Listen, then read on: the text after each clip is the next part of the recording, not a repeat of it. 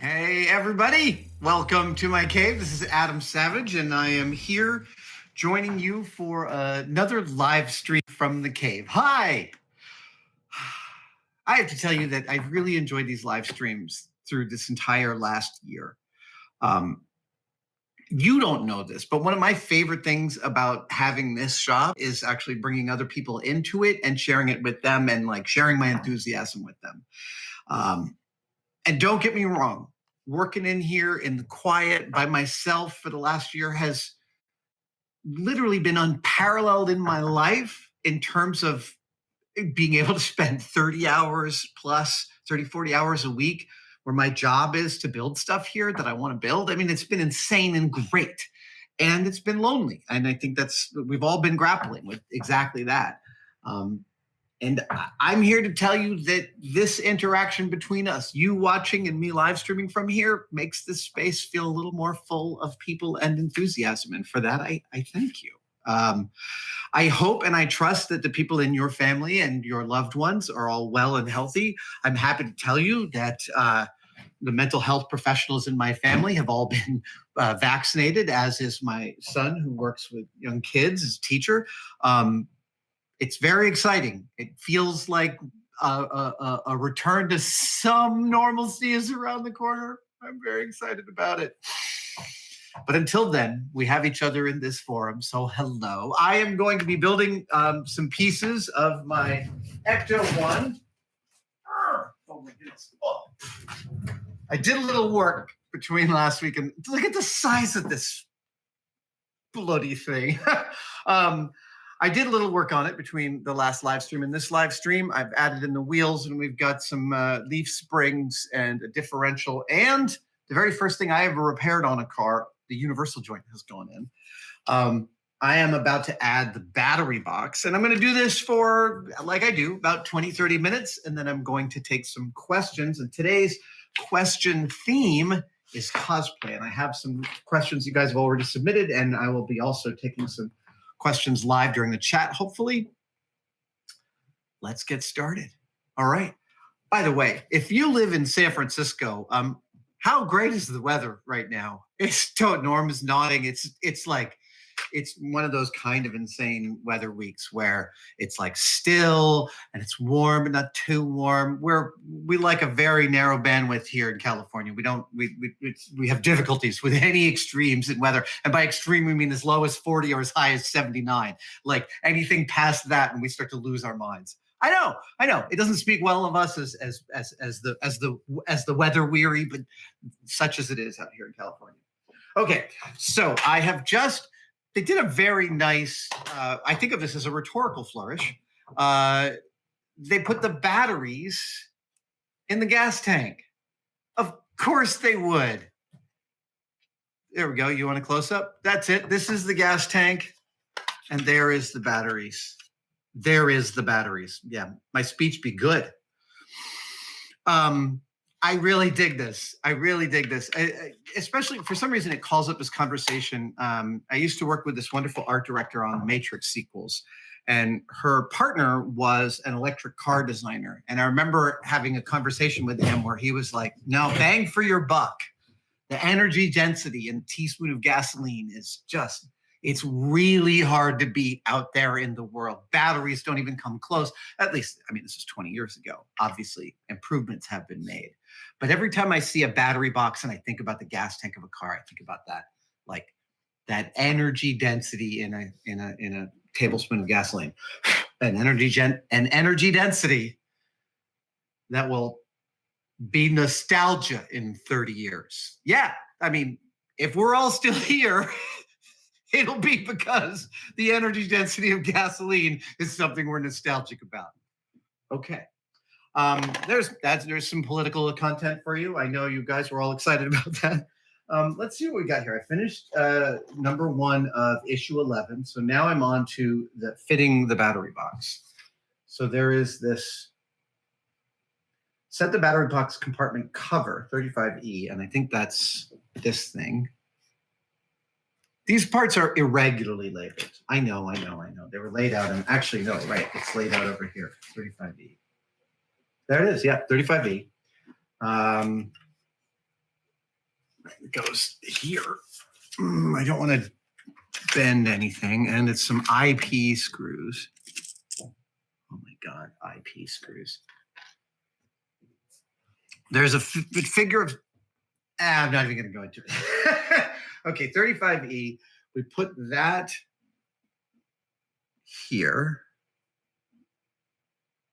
Wait a second. So, right.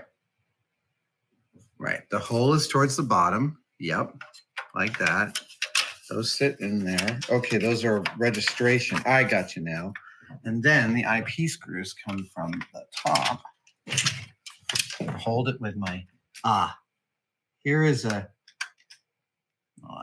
it's difficult. Okay.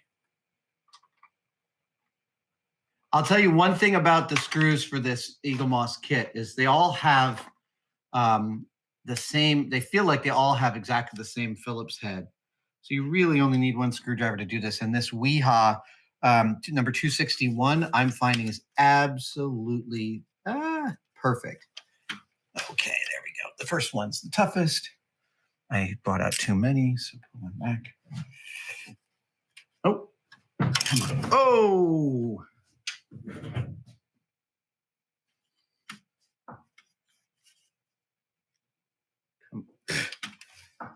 This is always confronting my own impatience with these builds. Come on. Okay. There you go. Again, the further I get into this, the more I'm thinking I might not even be able to lift this car when it's done. I know I'll be able to lift it, but it's going to be heavy. Okay, so secure from the other side. With carefully pulling the wires of the battery box through the circular hole. Lay the assembled battery box on the compartment cover. Right, so this.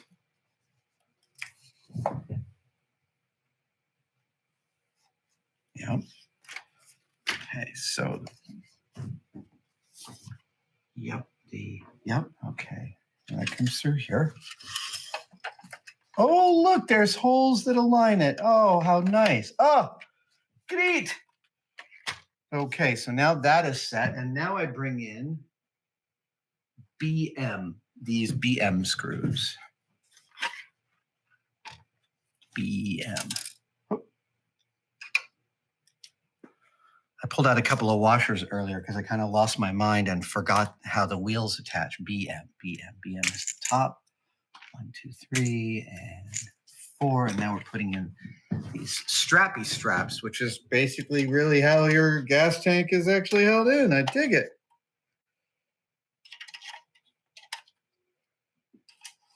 Oh, they really are specific. I mean, each one goes in. Yeah, nice. All right, here we go. Pull off my glasses to see this one. I have a little bit of a tremor when I try and hold things kind of steady. Jamie and I both did. When you try and hold stuff really and just start like that. Yeah, I always need that extra hand to hold on to stuff a little tighter.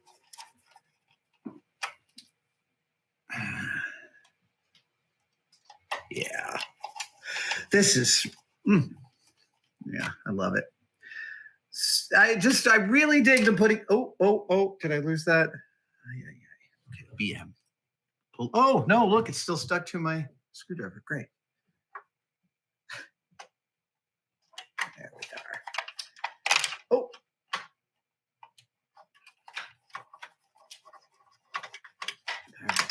Come on. And there we go. 6 AAAs. That is a tight fit. Okay. 6 AAAs. We are in. Oh, now I get to put in the. Okay, EM. The on-off switch is going in. That feels like a significant step. EM. 2 EM screws.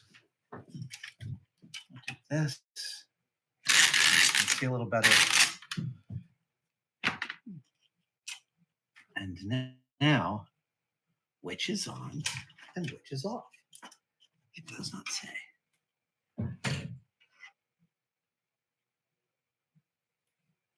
I'm going to guess that that is off.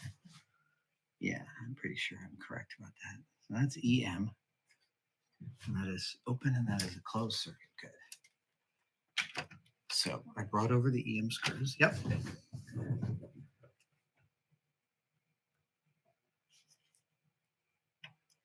I don't know how much electronics you might have done, but I have to describe the satisfaction of making a working diagram and then following it. It's a really, really lovely practice. And actually, that's a one-day build I should do. I totally realize that now. My first time I ever drew a wiring diagram was when I was building my R2D2. You know, I had a 12-volt circuit, but I have some 6 volts, 3 volt. Now I have some 5-volt trunks in there, so I had to accommodate for all of those. The thing about a wiring diagram that's so great is that after you draw it, after you've figured it all out, you've laid out all your parts and you figured out which wires go where and how they go, you can stop thinking about it. And when I first wired up my R2D2, it was this incredible experience where I'd spent weeks sort of crawling over this wiring diagram. And I had all these buses and stuff like this. And I basically followed it. Boop, boop, boop. I labeled all my cables and screwed them where they were supposed to go. And I turned it on and it freaking worked because I'd done all the math and all the stuff beforehand. I will figure out a one-day build for this because it's a good one. So sorry. I just turned the page and I noticed that it looks like we're moving on to the steering column. Yes, and in fact, I see. Oh, I have a steering wheel. Nice. Here you go. I have a steering wheel and I've got, I've got 3 on the tree. I can't remember if it's 3 on the tree, but I've got some wiper handles. This is fabulous. Okay, so these are registered. Yep, here we go. That's it. I just join those two together. Then push one. Oh, okay, here we go. Ah, the gas tank connector. Okay, so they're bouncing me all over the place, aren't they? IP. There we go.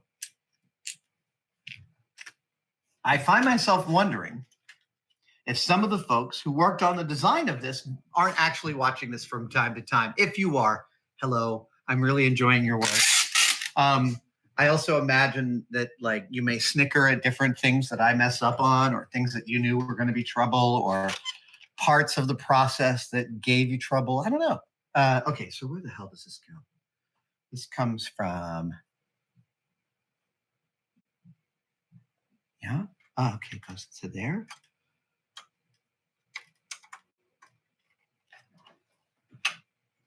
Yep, looks like it. Okay, so registers in there, nice, and goes in there. And did I already pull it out? IP. Lord knows I have enough of these. And over on the other side,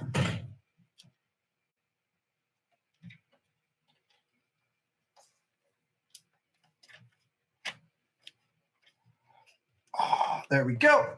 Okay. Wow, that was fast. Okay, moving on to stage 37. Oh, wow, that is, okay, I'm going to put the steering wheel in its steering wheel horn center. I can get rid of that. We have this one more part. Oh, right, we got these things. Yes, dashboard. I once had I owned for a while a beautiful 1962 or 61 Mercury Comet. It was a beautiful car. And it had this, I might get the year wrong, but here's this one detail. The dashboard was super cracked, but it was one of the very first years that they went with padded dashboards. So what I was told when I was talking to a dude about the cracked dashboard is like, you can pull the padded dashboard right off. Those years, they had a fully painted dashboard that they then covered over with the padded dashboard. So when I cut away this 50-year-old 40-year-old padded dashboard. What was underneath was a pristine, beautifully painted dashboard. Yeah. It was like, Merry Christmas. Okay, so we've got this. This is the back of the dashboard. We've got a thing here. Oh, yes. And 2 JP screws. JP. That's J. Yep. There. These are, oh my goodness. It's, I appreciate how this set kind of teases you forward sometimes. Like Eagle Moss definitely does this. The first few builds are a little bit all over the place, giving you a taste of like multiple different pieces that are going to be fun. You get some good stuff up front, like the Millennium Falcon cockpit. You get that early in the build. Yeah. I'm curious, there's going to be like a full proton pack for this car somewhere, isn't there? I don't know. Oh, yeah, that would be neat. Okay, 2 more JPs. Oh, man. And that looks like this is all of stage 37. So stage 38 is going to be mostly wiring. It's funny. I was working for about an hour before you guys showed up, just in order to get some mileage between me. And also I had hit the end of what Eagle Moss had sent me. So they sent me new kits up to like 42 or something. Okay. Dashboard, the pedal, and that's okay. So that all goes there. Oh, there I get to do more with it. Fitting the brake pedal switch. Are you freaking kidding me? There's a brake pedal switch? All right. Let's see. These are labeled. So this is number 38F. What does 38F look like? 38F, brake pedal switch. Black. There it is. Oh, wow. Really? It's like a little tiny moment. You won't be able to see this, really, I don't think. Check it out. Yeah, that is a completely tiny momentary switch. Wow. All right, let's see what we got. That goes like that. That goes there. And this comes in. EP. EP.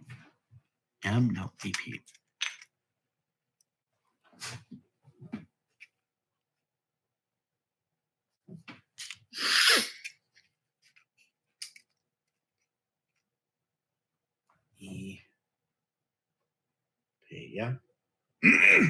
Excuse me. Oh man, has the pollen bloom in the Bay Area kicked your ass like it's kicked mine? Dude, it has been rough. Okay, so this guy comes in here like that. Wait.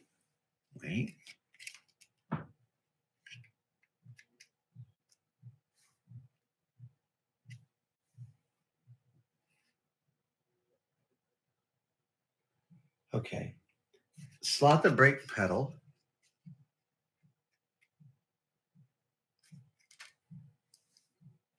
Something's wrong. I've gotten something wrong here.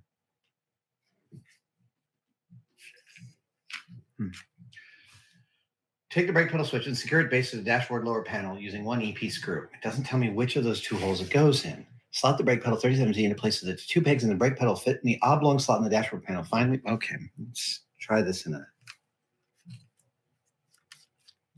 I'm going to try moving it 1 hole back.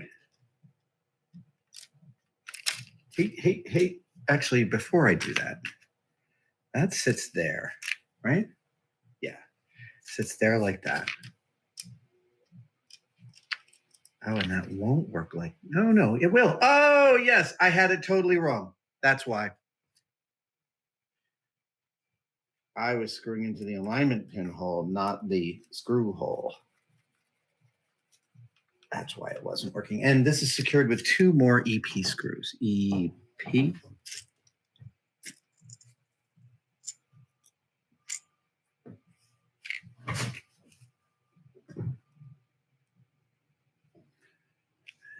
oh, right. Pro.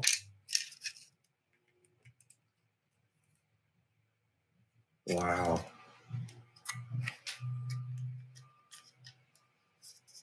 Okay. There we go.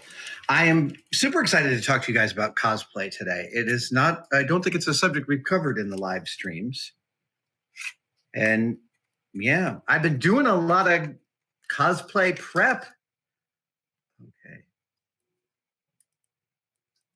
Yeah, I'm just going to have to, right. Yeah, that's a connection. Okay.